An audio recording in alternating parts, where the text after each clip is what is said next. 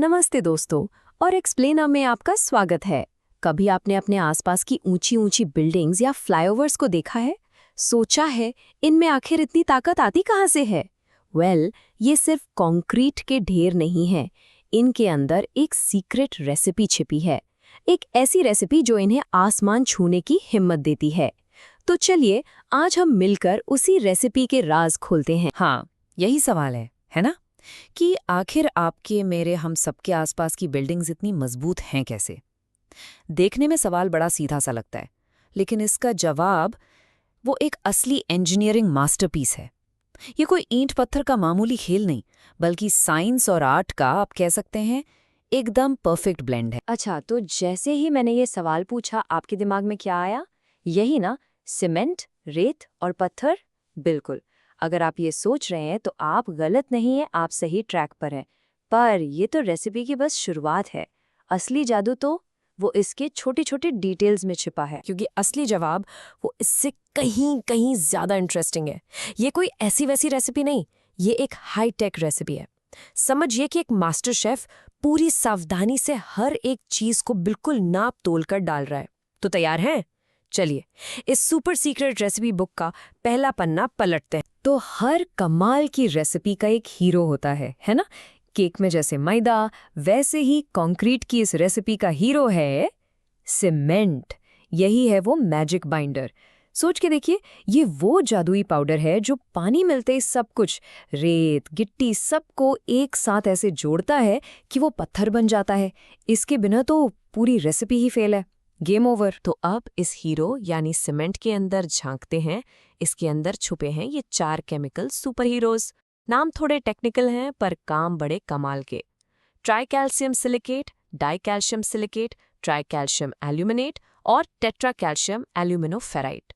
पर सारी स्ट्रेंथ का जो असली खेल है ना, वो बस 2 मेन खिलाड़ियों पर टिका है।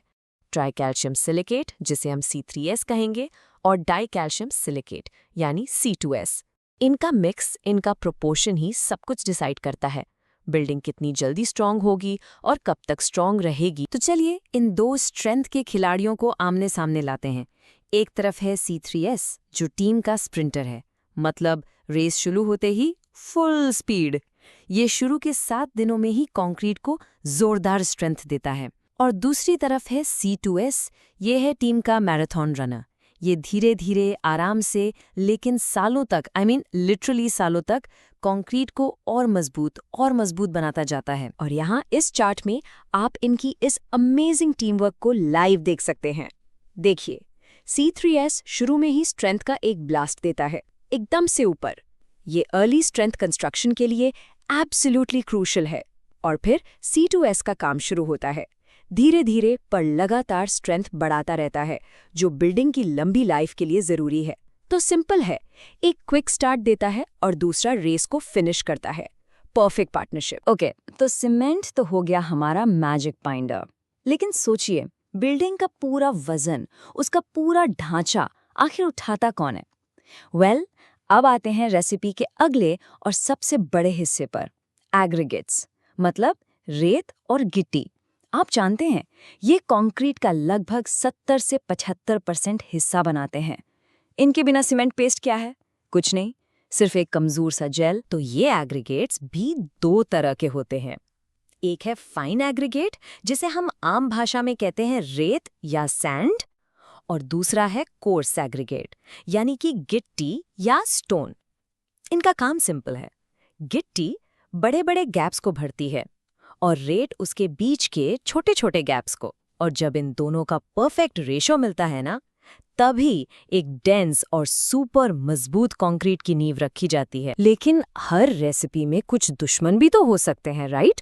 कुछ ऐसे बैड इंग्रेडिएंट्स जो पूरी मेहनत पर पानी फेर दें। कंक्रीट की रेसिपी में भी ऐसे ही कुछ दुश्मन हैं। इन्हें हम कहते हैं डिलीटरियस मटेरियल्स, जैसे कि क्ले यानी मिट्टी, पतली पतली परतों वाला धोखेबाज माइका, और कई तरह की ऑर्गेनिक इम्प्यूरिटीज। ये वो दुश्मन है जो छुप कर आते हैं और पूरी रेसिपी, पूरी स्ट्रेंथ बर्बाद कर सकते हैं। तो आप सोच रहे होंगे, ये दुश्मन आखिर कितने खतरनाक हैं? चलिए मैं आपको एक आइडिया देती हूँ। जरा इमेजिन कीजिए, आप जो सैंड इस्तेमाल कर रहे हैं उसमें सिर्फ 1% एक्स्ट्रा मिट्टी या क्ले है। सिर्फ 1%। पता है इसका असर क्या होगा? ये कंक्रीट की फाइनल स्ट्रेंथ को पूरे 5% तक कम कर सकती है। शॉकिंग है ना? एक छोटी सी मिलावट और इतना बड़ा नुकसान। इसीलिए कहते हैं कि एग्रीगेट्स का साफ सुथरा होना नॉन नेगोशिएबल है, कोई कॉम्प्रोमाइज नहीं। और इन दुश्मनों में से एक, माइका, ये तो एक साइलेंट किलर है। यहाँ देखिए, इसके जो पतले फ्लेकी मतलब चपटे से पार्टिकल्स होते ना, ये कंक्रीट के अंदर जाकर कमजोरी की पतली पतली परतें यानी लेयर्स बना देते हैं, बिल्कुल एक किताब की पन्नों की तरह। और आप जानते हैं एक किताब के पन्ने कितनी आसानी से अलग हो सकते हैं, फट सकते हैं। बस वही हाल ये कंक्रीट का कर देता है अंदर से। ऑलराइट, तो हमारे मेन इंग्रेडिएंट्स सीमेंट और एग्रीगेट्स तैयार हैं। अब वक्त है फाइनल टचेस का। अब आते हैं वो फिनिशर्स जो इस रेसिपी को जिंदा करते हैं, उसे एक्टिवेट करते हैं, और वो है पानी और एडमिक्सचर्स। ये इस रेसिपी को सिर्फ कंप्लीट नहीं करते बल्कि उसे स्पेशल पावर्स भी देते हैं। ज्यादातर लोग सोचते हैं कि पानी का काम बस मिक्स को गीला करना है ताकि काम आसान हो। नहीं, ये सबसे बड़ी गलतफहमी है। पानी एक केमिकल एक्टिवेटर है। जैसे ही पानी सीमेंट के कांटेक्ट में आता है, एक केमिकल रिएक्शन शुरू होता है जिसे कहते हैं हाइड्रेशन।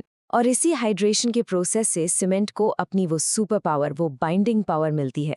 इसीलिए पानी का सही रेशियो बहुत जरूरी है। सही मात्रा में ये अमृत है और कम या ज्यादा हो जाए तो जहर। और अब आते हैं इस रेसिपी के सीक्रेट मसालों पर। इन्हें हम कहते हैं एडमिक्सचर्स। ये हैं स्पेशल केमिकल्स जिन्हें बहुत ही कम क्वांटिटी में मिलाया जाता है, बिल्कुल वैसे ही जैसे आप खाने में मसाले डालते हैं टेस्ट बदलने के लिए। इनका काम है कंक्रीट की प्रॉपर्टीज को बदलना ताकि उसे हर मौसम, हर सिचुएशन और हर जरूरत के हिसाब से एकदम परफेक्ट बनाया जा सके। तो इनकी सुपर पावर्स क्या हैं? देखिए, अगर आप ठंडी जगह काम कर रहे हैं तो आप एक्सेलरेटर डालेंगे जो कंक्रीट को जल्दी सेट कर देगा।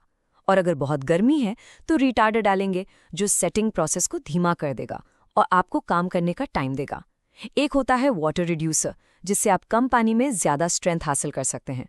तो ये एडमिक्सचर्स कंक्रीट के वो सीक्रेट एजेंट्स हैं जो उसे हर चैलेंज के लिए तैयार करते हैं। तो इतनी सारी टेक्निकल बातें, C3S, C2S, एग्रीगेट्स, एडमिक्सचर्स, आखिर ये सब इतना मैटर क्यों करता है?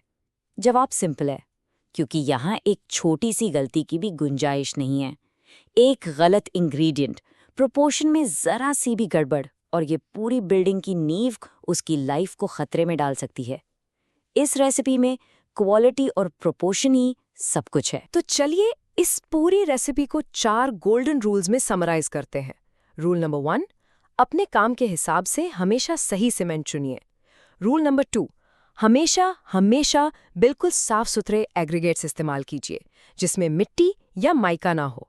रूल नंबर 3, पानी का परफेक्ट रेशियो मेंटेन कीजिए, ना कम ना ज्यादा।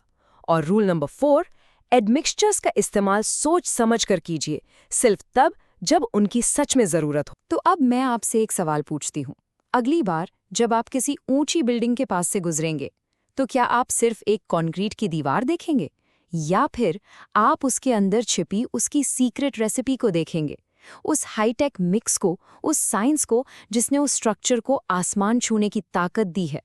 इस पर सोचना जरूर। देखते रहिए और नया कुछ जानते रहिए। मिलते हैं आपसे अगले एक्सप्लेनर में।